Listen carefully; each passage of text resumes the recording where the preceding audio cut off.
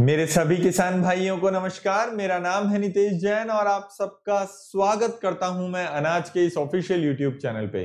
दोस्तों, आज के इस वीडियो में हम आपको जानकारी देंगे अनमोल कंपनी के JS 335 सोयाबीन बीज के बारे में। जी हां दोस्तों, JS 335 सोयाबीन जो कि काफी पुरानी वैरायटी है, काफी समय से हम करते आ रहे हैं, लेकिन अनमोल JS 335 को ही हमें क्यों करना चाहिए उसके बारे में तमाम तरह की जानकारी देंगे इस वीडियो के माध्यम से कि इसकी उपयोगिता क्या है, क्या इसमें गुण है और क्यों हमें ये उपयोग में लेनी चाहिए। इसके डोज के बारे में बताएंगे, इसकी पैकिंग के बारे में बताएंगे, इसकी तमाम महत्वपूर्ण बातें बताएंगे दोस्तों वीडियो के महत्वपूर्ण बातों के हिस्से में।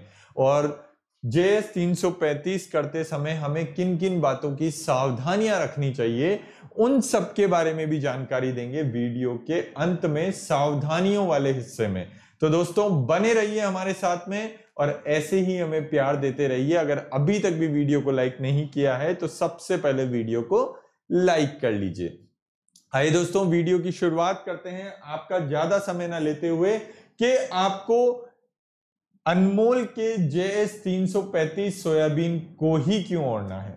क्योंकि बैंगनी तो इसमें फूल है, अर्ध निर्धारित, बिखरने के लिए प्रतिरोधी, जल्दी नहीं बिखरता है, काली हिलम और ज्यादा उपज देने वाले बीज है। जी हां दोस्तों, इसीलिए हमें अनमोल का JS 335 का सोयाबीन ही उपयोग में लेना चाहिए।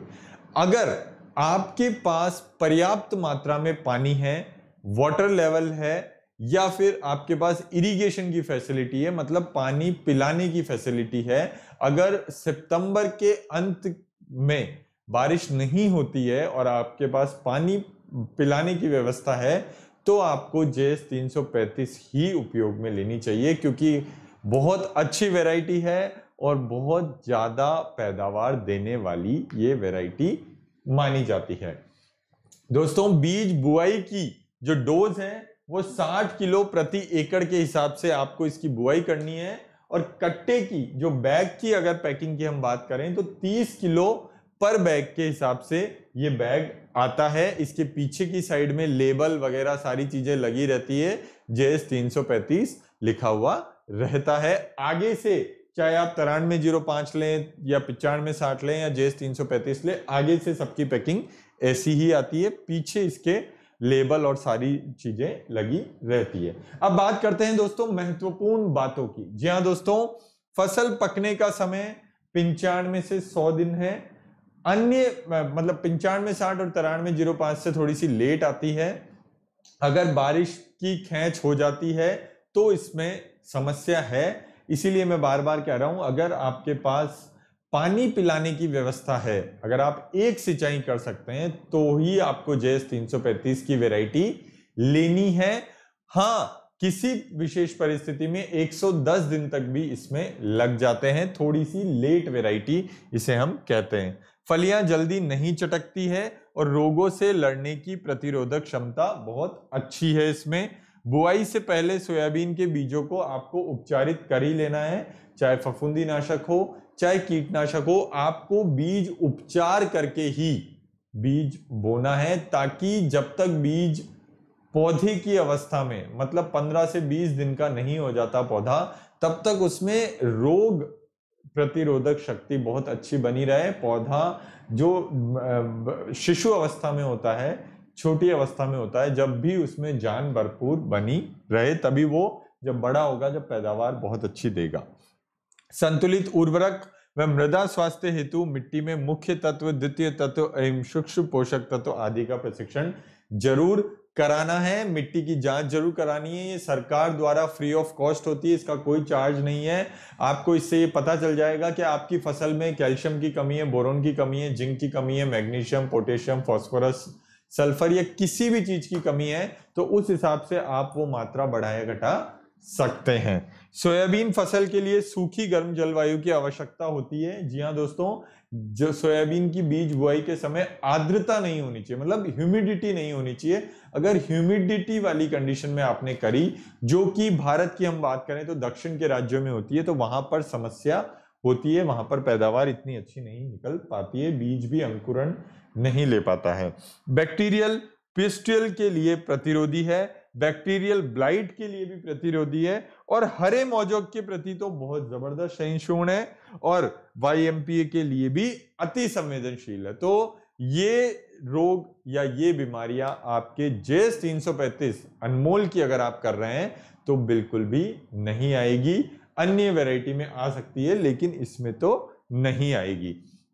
जून के आखिरी और जुलाई के शुरुआती सप्ताह तक का समय सबसे उपयुक्त होता है, लेकिन अगर आप लेट हो जाते हैं तो जुलाई के प्रथम सप्ताह के पश्चात अगर बोते हैं तो 5 से 10% आपको बीज की वैरायटी बढ़ा देनी है, मतलब बीज की क्वांटिटी बढ़ा देनी है, ताकि दाने ज्यादा डालने हैं, ताकि पैदावार में दिक्कत परेशानी समस्या नहीं हो। इसके बीजों का जमाव 25 डिग्री सेल्सियस पर 4 दिन में हो जाता है, जबकि इससे कम तापमान होने पर बीजों के जमाव में 8 से 10 दिन लगते हैं। अतः सोयाबीन खेती के लिए 60 से 65 सेंटीमीटर तक की बारिश हो जानी चाहिए, तभी आपको इसकी बुआई करनी है। ऐसा नहीं है कि 2 घंटे बारिश पड़ी और आपने बुआई कर दी तो उसमें मजा नहीं आएगा, बीज खराब भी हो सकता है।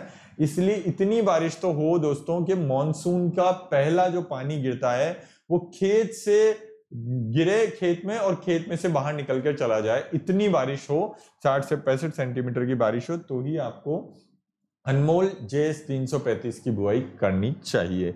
फसल की अधिकतम पैदावार 10 से 12 क्विंटल प्रति एकड़ निकलती है। बहुत सी विशेष परिस्थितियों में अगर आप दवाइयों का और इसका बढ़िया पालन करते हैं तो ज्यादा भी निकल सकती है। हमने तो इससे भी ज्यादा निकलते हुए देखा है, लेकिन हम निकल नहीं सकते, लिख नहीं सकते। अगर आपको जाननी है कि हमने कितनी पैदावार निकाली थी या इसकी कीमत भी अगर जाननी है तो प्लीज हमें कमेंट करके बताएं, हम वहां पर इसका जवाब देंगे। और दोस्तों और महत्वपूर्ण जानकारियां इसकी दे देते हैं। सोयाबीन की बुआई से पूर्व खेत तैयार करते समय अच्छी सड़ी हुई गोबर की खाद, जिसको कि हम वर्मी कंपोस्ट बोलते हैं, 2 टन प्रति एकड़ अंतिम बखरनी के समय खेत में अच्छी तरह मिला देना है, तथा बोते समय 8 kilo nitrogen, 24 kilo phosphorus, 8 kilo potash एवं 8 किलो सल्फर प्रति एकड़ देना है। गहरी काली मिट्टी में जिंक सल्फेट 20 किलोग्राम प्रति एकड़ एवं उथली मिट्टी में 10 किलोग्राम प्रति एकड़ की दर से हर 3 साल में एक बार देना है। मतलब ये इतनी सारी सामान, इतनी सारी चीजें हर साल नहीं देनी है, हर फसल में नहीं देनी है, हर 3 साल में एक बार देनी है। मतलब जब तक आप आपके खेत से 6 से 8 फसल ले लेते हैं उसके बाद में आपको ये चीजें दोहरानी है, ताकि जमीन की उर्वरकता बरकरार रहे, उपजाऊता बरकरार रहे, जमीन बिल्कुल आपको सही मायने में पैदावार देती रहे और जमीन में किसी भी तरह का कुपोषण ना आए। उर्वरक, खरपतवार नाशक, कीटनाशक आपको उसी तरीके से डालना है जिस तरीके से आप अन्य सोयाबीन में दवाइयां डालते हैं। जब कचरा उगे तो खरपतवार डालना है, फफूंद लगे तो फफूंदीनाशक डालना है, कीट लगे तो कीटनाशक डालना है। फूलों की अवस्था में जब आए तो बढ़िया सी कंपनी का PGR डाल देना, plant growth regulator, plant growth promoter, ताकि सोयाबीन बहुत ज्यादा लहलाती और मस्त रहे, हरी जक रहे। और आपको जानकारी अंतिम जो देनी है वो ये है कि इसमें बैंगनी फूल आता है, अर्ध निर्धारित, जल्दी से निर्धारित हो जाता है, बिखरने के लिए प्रतिरोधी, बिखरती नहीं है, चटकती नहीं है फलियां, काली हिलम है, और यदि फलियों में दाना बनने के दौरान यानी सितंबर के महीने में खेत में नमी पर्याप्त नहीं हो तो सोयाबीन उत्पादन के लिए 1 या 2 हल्की सिंचाई फायदेमंद होती है। जो कि मैं बार बार कह रहा हूं, JS 335 में सितंबर के अंत में आपको सिंचाई की व्यवस्था रखनी ही है। अगर सिंचाई की व्यवस्था है तो ही आपको अनमोल का JS 335 लेना है, वरना आप 93 05 या 95 60 भी ले सकते हैं, जो कि JS 335 की अपेक्षा अर्ली वैरायटी है, जल्दी से आ जाती है। इसमें पानी की मात्रा थोड़ी ज्यादा चाहिए होती है। तो ये भरेत के खेतों में भी आप कर सकते हैं।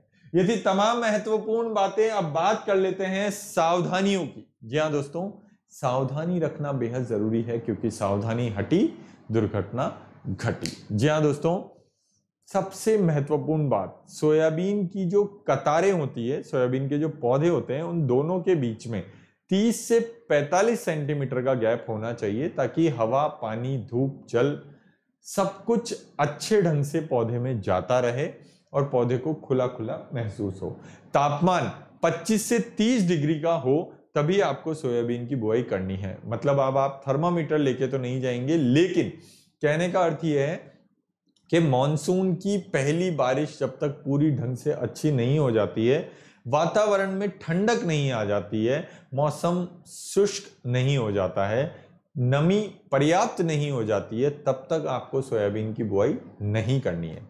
याद रखना दोस्तों, 60 से 65 सेंटीमीटर बारिश गिर जाए और 50 किलो प्रति एकड़ डीएपी के साथ में आपको सोयाबीन के बीज की बुआई करनी है। बोने के समय अच्छे अंकुरण हेतु 10 सेंटीमीटर तक नमी होनी चाहिए और 2.5 से 3 सेंटीमीटर आपको बीज गहरा बोना है। तो उस तरीके सिडिल का इस्तेमाल करें कि 2.5 से 3 सेंटीमीटर जमीन में बीज जाना चाहिए। बीज बुआई के समय हाथ में दस्ताना व मुंह पे मास्क जरूर लगाना है, क्योंकि उपचारित बीज है तो किसी भी तरह से आपके मनुष्य शरीर को नुकसान नहीं पहुंचे, इसलिए आपको हाथ के दस्ताने, मुंह पे मास्क जरूर लगाना है। बीज बुआई करते समय कुछ खाना पीना नहीं है, घर से ही अच्छे से खाना खाकर आना है। भूखे पेट आपको बीज की बुआई नहीं करनी है, ज्यादा गर्मी में बीज की बुआई नहीं करनी है। बढ़िया ठंडे वातावरण में सुबह या शाम के समय आप बीज की बुआई करें। मतलब चलती हुई बारिश में भी बीज की बुआई नहीं करनी है। बारिश हो रही है उस समय भी आपको बीज की बुआई नहीं करनी है। मौसम साफ हो लेकिन वातावरण में ठंडक हो, जैसा कि होता ही है जून और जुलाई के समय में। पैकेट का पूरा उपयोग करने के बाद में आप उसको सर्फ से धो के कट्टे को इस्तेमाल में ले सकते हैं, लेकिन हम यही कहेंगे कि हो सके तो आप इस्तेमाल में नहीं ले। ये थी तमाम तरह की सावधानियां। अनमोल JS 335 उपयोग करते समय आपको ये सावधानियां अक्षरशः अमल में लानी है, या आप कोई भी सोयाबीन का बीज बोएं तो भी ये सावधानियां आपको अपनानी है। ये थी तमाम जानकारी अनमोल JS 335 के बारे में। आने वाले वीडियो में हम आपको जानकारी देंगे अनमोल के ही JS 9305 9305 बीज के बारे में। जी हाँ दोस्तों, बने रहिए हमारे साथ में ऐसे ही जोरदार, मजेदार, विस्तार और व्यापक वाले वीडियो की जानकारी के लिए। दोस्तों, अगर वीडियो अच्छा लगा हो तो प्लीज इसको शेयर जरूर करें। लाइक नहीं किया हो तो लाइक कर लीजिए, चैनल को सब्सक्राइब जरूर कर लीजिए। वीडियो से वैल्यू मिलती हो तो इसको अपने दूसरे किसान भाइयों के साथ में व्हाट्सएप, फेसबुक, इंस्टाग्राम के माध्यम से जरूर पोस्ट करें। लिंक को कॉपी करके डालें वहां पर। नोटिफिकेशन का घंटी वाला बेल आइकन दबा लीजिए, चैनल को सब्सक्राइब कर लीजिए, ताकि आने वाले वीडियोस की जानकारी आपको नोटिफिकेशन के माध्यम से मिलती रहे और आपका और हमारा साथ ऐसे ही बना रहे। दोस्तों नमस्कार।